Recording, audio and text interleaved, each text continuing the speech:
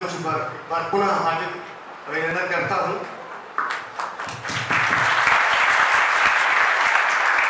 Sir, आप देख रहे हैं कितनी जिज्ञासा है बच्चों के मन में। इनके चेहरे पर जो मुस्कुराहट है,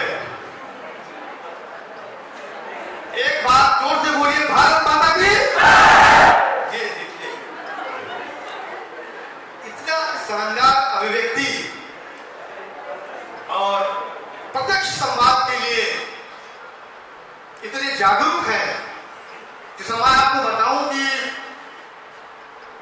जब इन्हें पता चला कि हमारे कुलपति जी आ रहे हैं और वो डायरेक्ट प्रश्न कर सकते हैं, प्रत्यक्ष संवाद कर सकते हैं, अपनी सारी क्वेरी पूरी कर सकते हैं, तो मैंने कहा बिल्कुल कर सकते हैं और सर की ही अनुमति है, सर की ही सहमति है जो हमने प्राप्त की है। लेकिन प्रश्न वो होना चाहिए जो जेन्युइन हो, जो आपके व्यक्तित्व के लिए, आपकी शिक्षा प्रणाली के लिए, सिस्टम को लेकर, रोजगार को लेकर, जो आपके शिक्षकगण, आपका विभाग या आपका प्राचार्य सामना कर सकता हो। हमारे माननीय कुलपति जी विद्वान हैं, शिक्षा जगत के शिरोमणि है और बहुत सारी चीजों को आज भी वो विश्वविद्यालय के स्तर पर देख भी रहे हैं, परख भी रहे हैं। मैं सर आपको बताना चाहूंगा कि भौतिक एजुकेशनल इंस्टीट्यूट आपके विश्वविद्यालय से संबद्धता प्राप्त है 2011 से, और इसमें BBA, BCA, BCom, BSc agriculture, BLIM, BSc home science, BPE, बहुत सारे कोर्सेस पाठ्यक्रमों के बच्चे उपलब्ध हैं यहाँ पर। और हर पाठ्यक्रम की अपनी एक अलग अलग समस्या है और खास तौर से कोविड-19 को लेकर इस महामारी में जब शिक्षा व्यवस्था पूरी तरीके से ध्वस्त हो चुकी थी और पठन पाठन के लिए ऑनलाइन व्यवस्था का जो बीड़ा चलाया गया था, तो उसके जो सार्थक परिणाम सामने आए लेकिन कुछ निरर्थक भी रहे, उसमें मैं आपकी थोड़ी टिप्पणी चाहता हूं कि ऑनलाइन व्यवस्था से और ऑफलाइन व्यवस्था से किसी बच्चे का हमारे पास ऐसे ही जंगल आता रहा, क्या उचित है सर? मतलब ऑनलाइन एजुकेशन और ऑफलाइन एजुकेशन में क्या अंतर है कि बच्चे 8-9 महीने शिक्षा जगत से दूर रहे, संस्था से दूर रहे? तो जब सर इस पर थोड़ा सा आप अपना व्यू रखें। बहुत ही अच्छा प्रश्न है।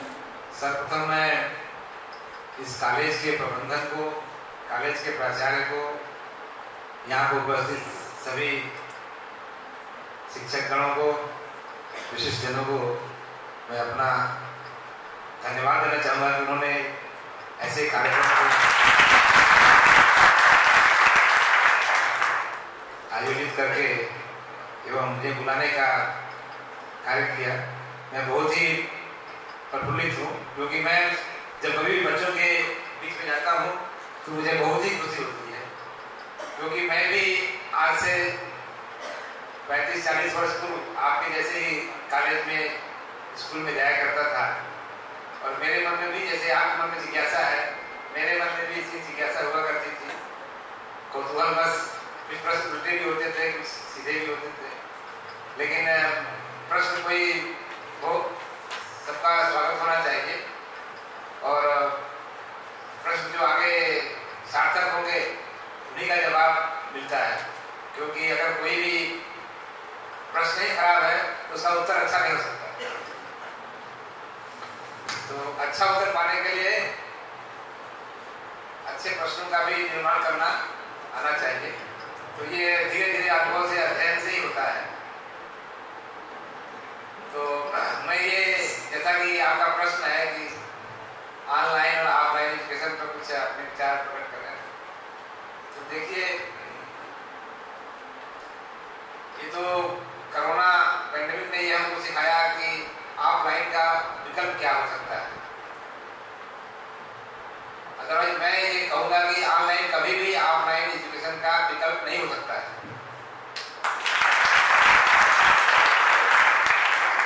जो भी ज्ञान का ट्रांसफर हम आमने सामने कर सकते हैं, वह किसी दूर दराज से किसी और मीडिया से जो है वो संभव नहीं है। उसमें तमाम कम्युनिकेशन गैप होता है और क्या कहते हैं, उसमें जो है शॉर्टकमिंग्स बढ़ती जाती हैं। एटीन्यूएशन जो भी हम विचार यहाँ से बोल रहे हैं दूसरे माध्यम से जाती है, वो जब पहुँचती है तो तमाम उसमें एटीन्यूएशन डिफॉर्मेशन उसमें उत्पन्न हो जाता है। तो कभी भी ऑफलाइन का विकल्प नहीं हो सकता है। हम लोग तो भारत देश तो सुविधाओं के हिसाब से बहुत पीछे है। अमेरिका जिसका सभी लोग नाम लेते हैं और सब कुछ में बहुत उन्नतशील देश है, वहाँ भी बड़े अच्छे अच्छे यूनिवर्सिटीज में बच्चों ने अस्वीकार कर दिया ऑनलाइन, क्योंकि उन्हें वो चीज़ें दिमाग में घुसती नहीं।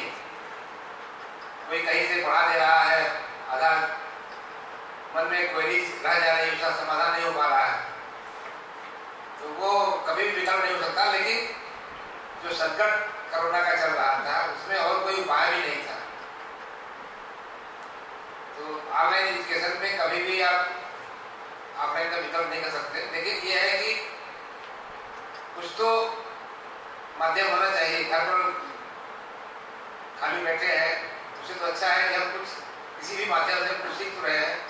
10% नहीं चाहिए या 20%, 25%, जैसा जिसके यहाँ सुविधा है।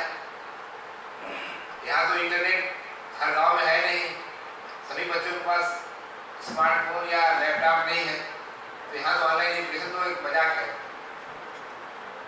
इसलिए हिंदुस्तान के लिए तो बहुत दूर का विषय है ये। मतलब ये इसीलिए हम बहुत बहुत सर धन्यवाद। एक बड़ी बात निकल कर सामने आ रही है कि ऑनलाइन ऑफलाइन अगर मर्यादा दी जाए तो सर का मानना है कि offline education is better than online education, but online education is a subsidiary aspect for the best education, quality of education. Sir बहुत बहुत धन्यवाद।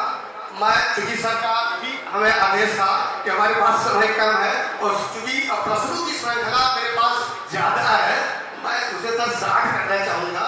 और एक जरूर क्वेश्चन हमारे पास है एग्रीकल्चर डिपार्टमेंट से भी and particular BCA computer department से भी, दोनों का एक सेम क्वेश्चन हमारे साथ है कि हमारे जो पाठ्यक्रम है जो विश्वविद्यालय द्वारा एकेडमिक काउंसिल से पाठ्यक्रम कंस्टिट्यूट किए जाते हैं, तो उन पाठ्यक्रमों में चूंकि प्रोफेशनल कोर्स हमारा BCA का भी है, BBA का भी है, एग्रीकल्चर का भी है, तो ऐसे पाठ्यक्रमों में इंटर्नशिप की जो व्यवस्था है सर, उस पर अगर कुछ सार्थक पहल आप के नेतृत्व में बन सके या ऐसा कुछ किया जा सके तो इनकी प्रयोगात्मक अवधारणा भी विकसित होगी और कहीं न कहीं इनको रोजगार मिलने का जो सुअवसर है उसके चांसेस भी बढ़ेंगे। तो सर मैं इस पर थोड़ा सा आपका जो है मार्गदर्शन चाहूँगा कि बच्चों को मैं कैसे आश्वानित करूँ, प्लीज सर। सभी प्रोफेशनल कोर्सेज में इंटर्नशिप होना चाहिए। इंटर्नशिप मतलब यह है कि कॉलेज से बाहर जा करके जो सब्जेक्ट पढ़ रहे हैं उससे रिलेटेड किसी इंडस्ट्रीज में, किसी फर्म में, किसी संस्थान में जाकर नए लोगों से इंटरेक्ट करें, कुछ नई चीज सीखें। 2 महीने के लिए, कम से कम 2 महीने के लिए, नहीं तो कभी भी होता है कि पूरा एक सेमेस्टर सर 2 महीने 3 महीने इस तरीके के इंटर्नशिप के लिए भेजे जाते हैं। लेकिन इंटर्नशिप करने के पहले ये सोचा जाता है कि जिस बच्चे को भेज रहे हैं या जो भी छात्र जा रहा है वो कैसे हो, मतलब उसका किसमें भलाई है वो समझता हो, वो गुमराह ना हो, क्योंकि उसको स्थान बदलना पड़ता है अपना। आप ग्रामीण परिवेश से आए हैं, इसलिए मैं देखता हूँ कहीं कहीं लोग इसको नहीं रखे हुए हैं, लेकिन जितने भी अच्छे संस्थान हैं वहाँ जरूर होता है इंटर्नशिप। उसमें नए माहौल में जाकर के, जहाँ पर सुविधाएं अधिक है वहाँ पर जाकर के आपको सीखने का अवसर मिलता है। तो हम इस पर विचार करेंगे अपने एकेडमिक काउंसिल में। और बहुत धन्यवाद सर, एक सार्थक पहल की अनुशंसा सर से हमें मिल गई है और ये बड़ी बात की सर ने कही कि हमारे जो सीनियर्स बच्चे हैं, वस्तुतः sir 3rd year 4th year अगर त्रिवर्षीय पाठ्यक्रम है तो मोस्टली 3rd ईयर में, अगर 4th ईयर का है तो 4th ईयर में जो सीनियर बच्चे हैं उनको हम प्रैक्टिकल अप्रोच के लिए ऐसे इंडस्ट्री एरिया या कंपनी में भेजने की व्यवस्था हो, जिससे वो उनकी परिवारत्मक अवधारणा और रोजगार के अवसर मिले। बहुत बहुत धन्यवाद सर इस प्रश्न को ठीक तरीके से समझने के लिए सर। और सबसे बड़ी बात कि आपने इसकी संस्तुति करने का, एकेडमिक काउंसिल में रखने का मन बनाया। अब हमारे सामने एक प्रश्न है सर, कॉमर्स को लेकर है, बीकॉम को लेकर है। अभी मैं जनरल जब आपके साथ एक पार्टी पर शेयर कर रहा था तो चर्चा भी हुई कि बीकॉम चूँकि इनिशियल स्टेज पर एक पाठ्यक्रम हमारे यहाँ संचालित है, लेकिन ऑनर्स की व्यवस्था नहीं है। और विश्वविद्यालय में अगर ऑनर्स हो तो इसकी संबद्धता लेकर कई संस्थान, कई महाविद्यालय ले सकते हैं और दूर दराज ग्रामीण अंचलों के बच्चे इसका लाभ पा सकते हैं। तो उसी समय आपका जवाब मुझे मिला, लेकिन यहाँ चूँकि आपने मुझे वही आश्वासन दिया था, मैं चाहूँगा कि एक बार मंच में हमारे विद्यार्थियों के साथ ये चीज़ शेयर कर दीजिए, हमें बता दीजिए कि ऑनर्स का जो है संचालन अगले वर्ष से विश्वविद्यालय में होने जा रहा है। आपके ऐसा है बच्चों, मैं जब 31 जुलाई को ज्वाइन किया उसके बाद से हम लोग जो है अपने मन में मंथन करने लगे कि कुछ नए नए कोर्स यहाँ पर शुरू किए जाए। तो हम लोगों ने अक्टूबर तक काफी कुछ विचार विमर्श करने के बाद 25 नए कोर्स प्रपोज किए, क्योंकि एकेडमिक काउंसिल से अप्रूव हो गया है, कार्य परिषद से भी अप्रूव हो गया है, विद्या परिषद से अप्रूव होने के बाद अब हमने इसको जो है राज्यपाल महोदया के पास भेजा हुआ है उनके अप्रूवल के लिए। अप्रूवल आ जाने पर नए सेशन 2021-22 से बीकॉम ऑनर्स का भी कोर्स शुरू किया जाएगा। बहुत बहुत धन्यवाद सर। एक छोटा सा प्रश्न है सर, रिंकी तिवारी कीजिए, 5th सेमेस्टर की लड़की ने किया है रिंकी है? Good, please hello sir.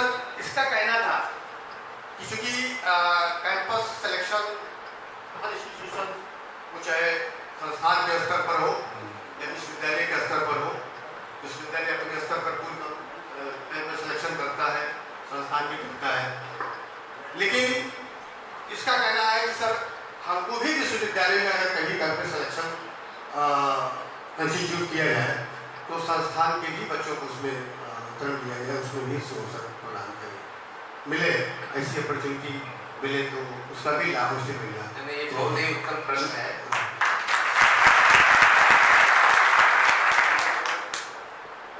हम लोगों ने भी रोजगार मेला लगाया था जनवरी माह में,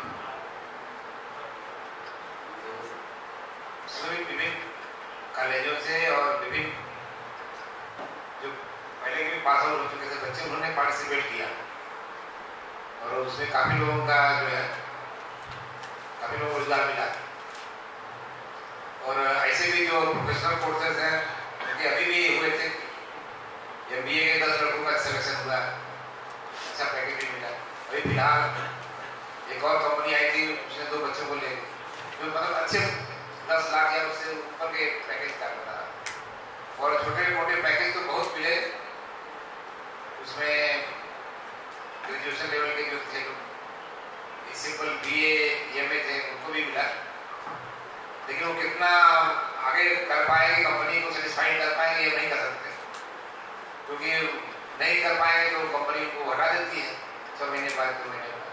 इसलिए आप में हुनर डेवलप होना चाहिए। कोई भी हुनर खराब नहीं होता है। आप किसी भी फील्ड में, किसी भी सब्जेक्ट में अच्छे हो, कलाकार हो, चाहे विज्ञान के विषय में हो, चाहे किसी भी सब्जेक्ट में हो, कोई भी सब्जेक्ट बुरा नहीं होता है, परंतु उस सब्जेक्ट में आपको उत्तम होना, चुने हुए लोगों में से होना, फर्स्ट 5% में होना। ये हमेशा लगे कि हम जो भी पढ़ रहे हैं, जितने भी बच्चे हो, उसमें हम फर्स्ट 5% में आ जाए। बहुत बहुत धन्यवाद सर। का कहना है कि सिलेक्शन डजंट मैटर कि आप में वह योग्यता होनी चाहिए। वो इंस्टीट्यूशंस के तहत अगर कैंपस सिलेक्शन होता है या यूनिवर्सिटी कैंपस सिलेक्शन होता है, आपका अप्रोच इतना बेहतर हो, आपकी क्वालिटी इतनी अच्छी हो कि उस सिलेक्शन प्रोसीजर में आप आ जाएं। सर ने सदैव लहजों में आश्वासन दे दिया कि यदि ऐसी कोई व्यवस्था बनती है, जैसा कि अभी रोजगार मेला कंडक्ट भी हुआ विश्वविद्यालय में, तो संस्थान से के पास पत्र भी आता है, आपकी तरफ से विश्वविद्यालय का नोटिफिकेशन भी होता है कि रोजगार मेला फला से फला तारीख जो है संचालित है, तो किसी प्रकार का कोई रोक नहीं है। आप पत्र दीजिए संस्थान में, आप जाना चाहते हो आप बिल्कुल जाओ, आपका स्वागत होगा। क्यों सर? बहुत बहुत धन्यवाद। एक बच्चों की व्यक्तिगत तौर पर सभी हमारे साथ प्रश्न कर लेना चाहते हो, मतलब गुजारिश आपसे है। अभी हमारे यहाँ चूंकि बैचलर ऑफ एग्री साइंस की एक पाठ्यक्रम है सर, बच्चे कम हैं और बीपी है, पाठ्यक्रम है, होम साइंस है, तो ऐसे पाठ्यक्रमों में बच्चों की जहाँ दूर दराज ग्रामीण अंचलों में कम संख्या होने के कारण प्रयोगात्मक परीक्षाओं का केंद्र जो है वो दूर दराज नामित कर दिया जाता है। तो मेरा आपसे सर एक निवेदन है, विद्यार्थी जी यहाँ पर है, अक्सर मुझसे कहते रहते हैं, साहब शिकायत करते हैं, साहब जैसे सेंटर हमने दाखिला यहाँ लिया और भेज दिया मुझे 150-200 किलोमीटर दूर किसी सेंटर पर हमको नामित कर दिया गया, तो आने जाने में प्रयोगात्मक परीक्षा देने में तमाम कठिनाइयाँ होती हैं, सामना करना पड़ता है। तो ऐसे में मेरा व्यक्तिगत तौर पर अनुरोध है आपसे, जिले के अंदर अगर नियरेस्ट कहीं किसी संस्थान में ऐसी परीक्षाओं का केंद्र नामित कर दिया जाए तो हमारे बच्चों को जो है वहाँ जाकर परीक्षा में सामना करना पड़ेगा। थोड़ा सा सर अगर आश्वासन आपकी तरफ से मुझे इस मंच पर मिल जाए तो बड़ी कृपा होगी। संबंध में मुझे पूरी जानकारी तो नहीं है, लेकिन मैं इतना जरूर कहूँगा कि विश्वविद्यालय को आपको परेशान करने में कोई आनंद नहीं आता है, आपको सहूलियत प्रदान करने में ही खुशी होती है, परंतु कोई लाचारी होती है जब हो सकता है कि आपका जो सब्जेक्ट है वो और कॉलेजों आसपास कॉलेजों में नहीं होगा, जहाँ होगा वहीं ले जाएंगे, तो ये लाचारी हो सकती है। लेकिन अगर जिले में है कहीं भी हो तो ये कोशिश रहेगी कि आपको उसी जिले के अंतर्गत ही किसी कॉलेज में दिया जाए। चलिए बहुत धन्यवाद सर, आपका क्वेश्चन बता मुझे। एक सवाल सर है कि वो एग्रीकल्चर से भी है एंड इन जनरल भी है, क्योंकि कोविड-19 पेंडेमिक में हमारा जो पाठ्यक्रम है, पाठ्यक्रम लेकर जो हमने एग्जाम्स दिए हैं, परीक्षा परिणाम, उनका लेट आना और फिर सेमेस्टर या एनुअल एग्जाम्स का एक तरीके से उचित सत्र में समायोजन होना, तो एक मैंने आपसे चर्चा की थी, वो कैसे सर, उसके लिए क्या प्रयास आप कर रहे हैं? कोई भी परीक्षा संबंधी प्रणाली बदलती है या कोई भी सिस्टम चेंज होता है तो थोड़ा सा लोग यूज नहीं होते हैं तो प्रॉब्लम होती है। विश्वविद्यालय में भी लोग जो परीक्षा का काम देखते हैं उनको भी नहीं पता था, जब एनुअल सिस्टम से सेमेस्टर सिस्टम लागू हुआ तो सेमेस्टर सिस्टम लागू करने के लिए ये जरूरी है कि आप लोग सभी लोग पहले पंक्चुअल हो, विद्यार्थी भी क्लास में अटेंटिव हो, कभी भी टेस्ट हो सकता है, कभी भी मिड टेस्ट होता है, एनुअल सिस्टम में पर्याप्त समय होता है इसलिए सब बता दिया जाता है, लेकिन सेमेस्टर सिस्टम में एग्जाम का डेट बताना भी मुश्किल होता है। क्लास टेस्ट तो कभी भी टीचर ले सकता है, बिना बताए भी लेना चाहिए, तभी तो आपका रियल परफॉर्मेंस दिखेगी। पढ़ाई तो नियमित करना है, टीचर ने जो पढ़ाया है उसे शाम को जाकर के रिपीट जरूर करना है, मनन चिंतन जरूर कर लेना है कितना हम उसको रिटेन कर पाए हैं, केवल सुन करके बात कर दिया या फिर हमने अपने दिमाग में भी बैठा लिया है। इसका मनन करना बहुत जरूरी है। इसलिए जो भी पुस्तक है, किताब है या जो भी नोट लिखवाया जाता है उसको वापस शाम को जाकर पढ़ना जरूरी होता है, क्योंकि ताजा होता है। तुरंत रिवाइज कर लीजिए तो बहुत सी चीजें आप रिटेन कर लेंगे दिमाग में। अब वही 4 दिन बाद या एग्जामिनेशन से पढ़ेंगे तो पता चला कि 99% समझ नहीं आ रहा है, गायब हो गया है। बात शायद समझ में नहीं आ रही होगी आप को सत्र नहीं देखना है, सेशन नहीं देखना है कि विश्वविद्यालय का क्या कैलेंडर है। आपको अपना कैलेंडर मजबूत करना है, आपको अपना कैलेंडर बनाए रखना है कि अगर 19-20 या 20-21 सत्र में आप जिस भी वर्ष जिस भी सेमेस्टर को रन कर रहे हैं उसका नियमित अध्ययन आप करते रहें, पढ़ते रहें, चाहे ऑनलाइन या ऑफलाइन। व्यवस्था आपको उसके अनुकूल ही मिलेगी। थोड़ा कोरोना के कारण चीजें बढ़ी हैं, लेकिन सर का आश्वासन है कि इन चीजों को हम थोड़ा थोड़ा कर करके अगला सत्र जैसे जैसे होगा हम उसे नियमित करेंगे। लेकिन सर मैं एक चीज यहाँ आपसे पूछना चाहूँगा, करना चाहूँगा, क्योंकि बीएड भी हमारा इसी कैंपस में चलता है और बीएड तमाम उत्तर प्रदेश की उत्तर प्रदेश परीक्षा की तिथि भी घोषित हो चुकी है।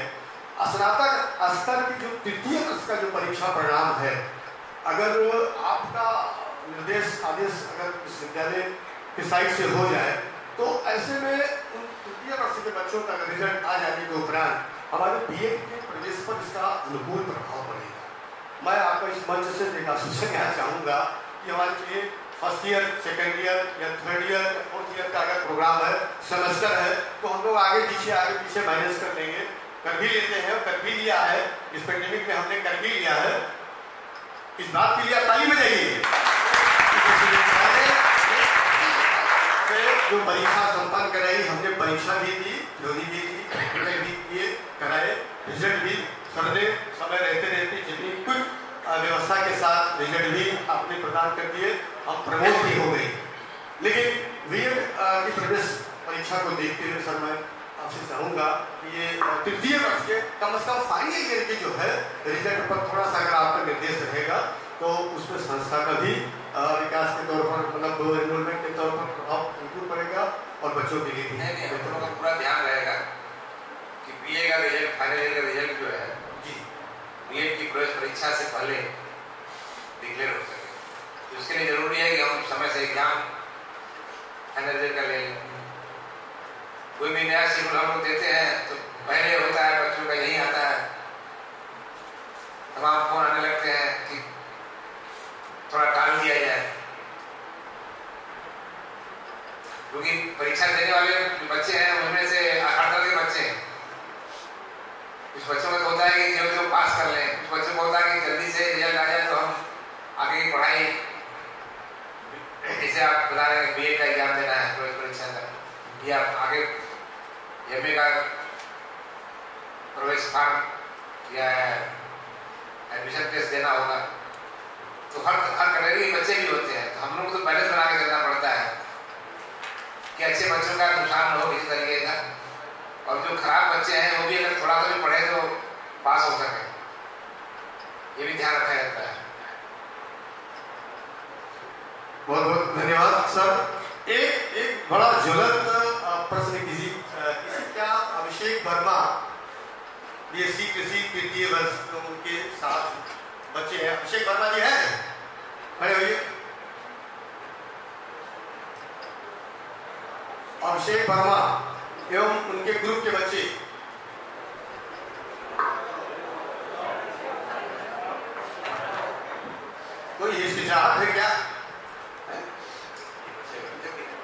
एग्रीकल्चर के हैं सर, ये थर्ड ईयर के स्टूडेंट हैं। ये ग्रीन शर्ट वाले, ग्रीन जितनी हरियाली सर आपको दिख रही है ये एग्रीकल्चर की है, और ये जो सफेदी दिख रही है रेड वाली ये BBA BCA की दिख रही है सर, बीकाम के बच्चों के, प्रोफेशनल बच्चों की।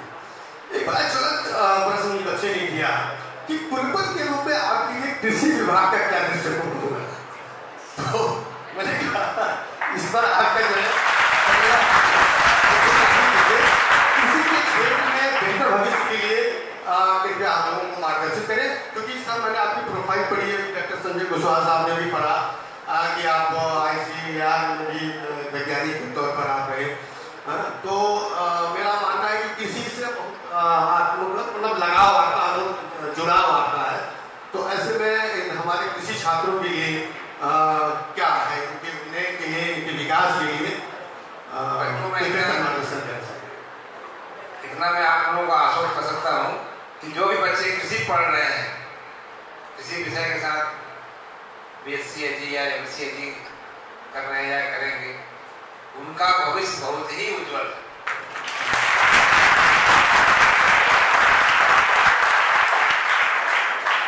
मतलब कृषि के क्षेत्र में आपको भरपूर रोजगार भविष्य में मिलेंगे,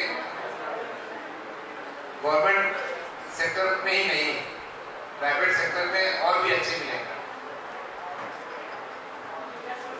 चलिए प्राइवेट सेक्टर में तो समझ लो जैसे तमाम पेस्टिसाइड की कंपनियां हैं जो कीड़े मकोड़े या फंगस को खत्म करने के लिए दवाएं विकसित करते हैं, या जैसे सीड विकसित करने के लिए तमाम NGO ग्रुप है, तमाम कंपनियां हैं। पंजाब हरियाणा वगैरह में तो बहुत NGO काम करते हैं, अच्छे क्वालिटी के सीड अवेलेबल नहीं है, अभी भी बहुत ज़्यादा स्कोप है। तो प्राइवेट सेक्टर में तो बहुत ही स्कोप है। अब सारे बैंक जो है, जितने भी ब्रांच है बैंक के, सब में जो है एग्रीकल्चर अफसर जरूरी हो गया है, क्योंकि किसानों को लोन देना है, उनका असेसमेंट करना है, तो किसी का तो बहुत ही स्कोप है। और मैं बता दूं, एक समय था कि किसी कोई पढ़ना नहीं चाहता था, और कोई पढ़ता तो कहते ये फावड़ा फैकल्टी वाला है, मतलब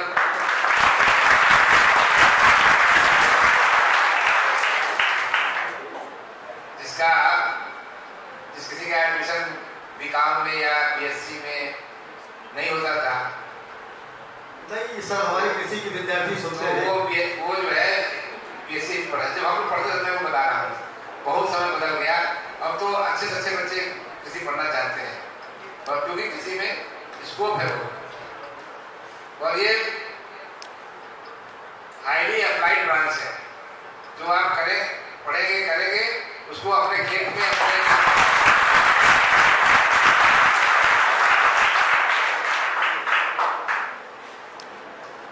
तो मेरा जो विषय मौसम विज्ञान रहा, तो मैंने मौसम का कृषि पर कितना प्रभाव पड़ता है, कैसे पड़ता है, बहुत गहन अध्ययन किया है, और इसलिए मैं कृषि को बहुत महत्व देने लगा हूँ, और आने वाले दिनों में कृषि का महत्व बढ़ता ही जाएगा। जब भारत स्वतंत्र हुआ था तो देश में